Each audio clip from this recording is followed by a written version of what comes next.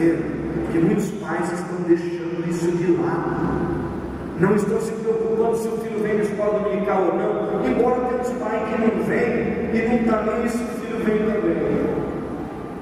E aí aquele filho não vai sendo ensinado no caminho, vai dar problema, irmão.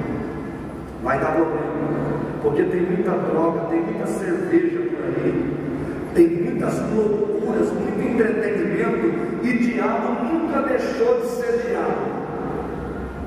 Desde quando ele foi jogado na piscina, ele continua sendo diabo. Lá no Éden ele tentou Adão e Eva. Hoje são 7 bilhões de pessoas no mundo e ele tenta. Se brincar, tenta até os mortos. É um negócio terrível.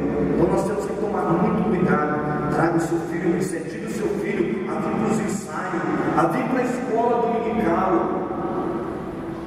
Seja ele um adolescente, seja um jovem, crie o seu filho dentro da casa de Deus. Porque depois não adianta, irmão, você vir e dizer que o pastor dá um jeito no meu filho. Irmão, estou tentando dar um jeito em mim. E mesmo assim, não está sendo muito fácil, não. Ensine a criança no caminho que deve andar. Motive o seu filho a amar a Deus, a ser um dizimista, a ser um ofertante na igreja, a amar a casa de Deus, irmão. Esse filho vai ser uma delícia aos seus olhos, vai te dar muito prazer. Amém. Deus abençoe.